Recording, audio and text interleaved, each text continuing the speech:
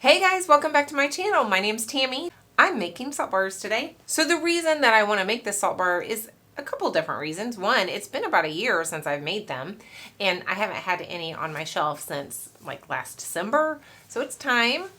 But a big reason is I found in my drawer 12 of these square boxes that I got from Wholesale Supplies Plus a number of years ago. I'm cleaning out things that I no longer am using, and I just want to clear these out. So I'm making 12 salt bars so that these can go away. One of the things that I really try to focus on getting ready for the fall and Christmas season is trying to use up some of the items that I have bought over the last year and moving those out of my space to make room for more. Another thing that I've had on my shelf for a little while is this fragrance oil, 8th & Ocean from Nurture Soap. I bought this like 4 or 5 years ago, and then I couldn't remember if I liked it or not, so I bought a little bottle again. And I do like it. And I think it's an appropriate scent for a salt bar. I did check the website though, and so guys, it's really important for you to be checking all of your fragrance oils that have been sitting on your shelf for a little while. Make sure they're where they need to be at for the usage rating. This was 5, it is now 3.86. So just a little warning that we need to be mindful of these fragrance oils that have been sitting on our shelves. We need to go check that out and make sure we're still safe to use them. So I've always had a bit of an issue with my lather. I know that's an issue with all salt bars, but I've just really never felt like I could get where I wanted it. And since I am a patron of Keely over at Soy and Shea, she did have a post earlier this year or late last year, I can't remember, all about how to formulate a salt bar. And so I kind of took what she said to do and I'm running with it, and I'm going to see if I can get a good lather with following her instructions. So I'm going to bring you down and we're going to make this 8th & Ocean. What am I going to call it? Ugh, I don't know. I'm not very good at the naming thing, guys, but let's go make this salt bar and see what kind of lather we can get out of it. I'm ready to go. I'm going to use this mica. It's a sample I got last year. So again, I went through all my micas and samples and I pulled those out. I have a tray on my back counter that is just full of different things I'm going to try to move out of my room this fall. One of the things that Keely had said to do, her clay, kaolin clay percentage is a lot higher than I've ever used before. I've been letting it soak in this oil for about an hour now. I'm going to mix that in. And I don't know. I've never used this much kaolin clay before. I'm going to get some bubbles here, honey.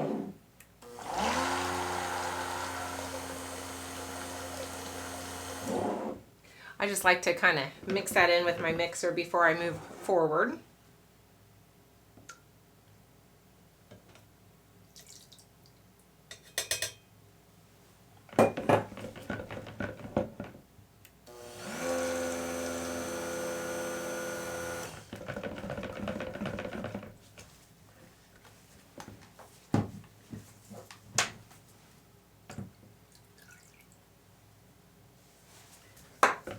Goes my, and you know, I think I'm just gonna go ahead and drop this in and just make it the whole batch this color. I'm gonna just make this as simple as I can. That is some bright pink. It's a Workshop Heritage sample and it's called Sinstar Red. Sinstar Red. Let's give her a go. It's actually quite pretty.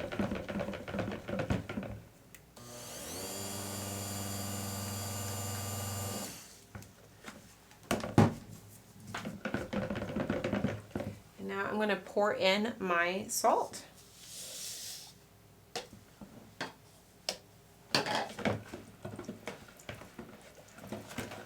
Stir that in. There's lots of bubbles that fell in with that, so I'm just going to stir it a bit.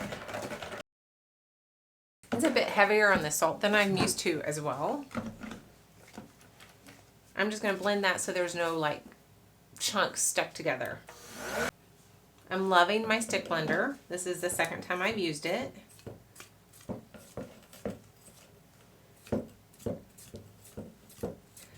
I love how this area right here, the neck, is quite narrow. It doesn't jet way out like, let me show you what I'm talking about.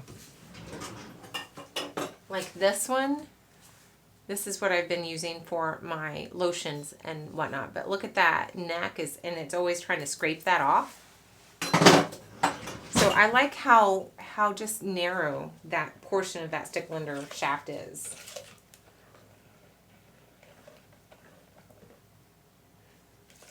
This fragrance oil behaves very well.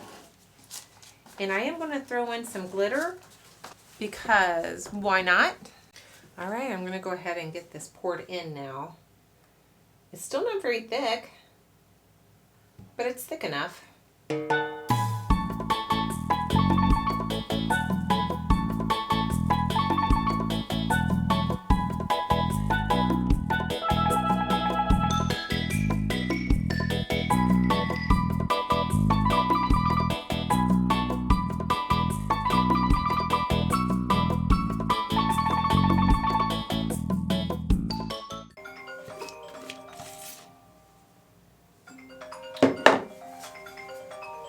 Hello?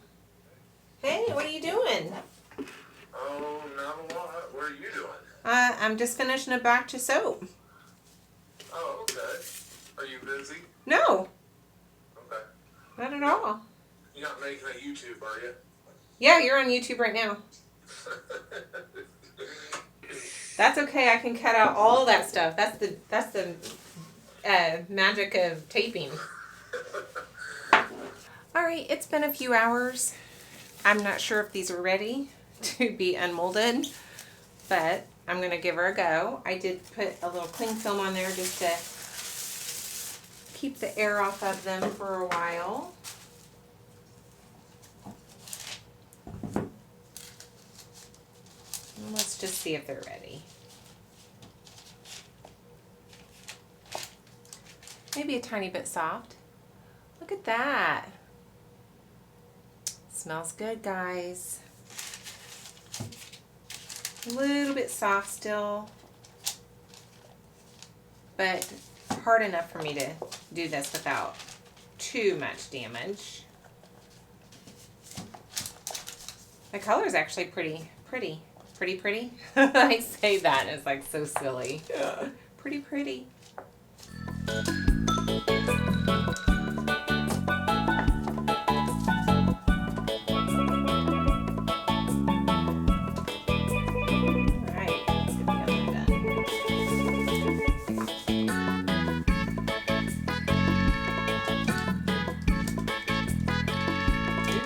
Be careful, they're still a little soft.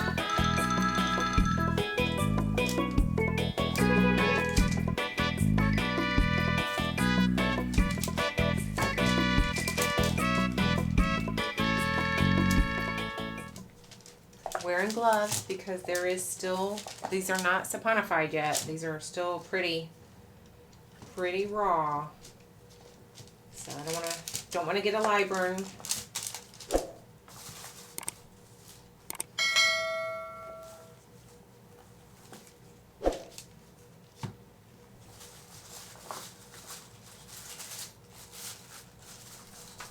Okay. I messed that one up a little bit. Maybe that'll be mine to test it. Alright guys, I'm going to go ahead and get these back on the main room out there. I think I will go ahead and cover them up and put a towel over them again. I think they're hard enough that I can drape a towel over there and keep them warm, and we'll come back tomorrow and take a look at them.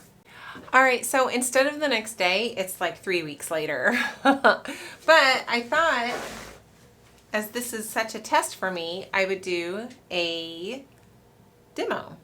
So let's see what kind of lather I'm going to get with this salt bar. Oh my gosh, I can already tell that this is good. It's normally, a salt bar is going to be quite creamy, but look at that lather. For a salt bar, this is nice. This is a nice lather for a salt bar. Probably the best lather I've ever gotten. It's very creamy. It's very nourishing feeling. There's a reason why these things are popular. It just feels very, very nourishing on your skin. So that is quite lovely. All right, clean up my mess a little bit. So my boxes, I did do my label in Canva. I just called it 8th and Ocean because I have no ability to come up with cute names usually. My hands are still a little damp. I don't want to touch it too much.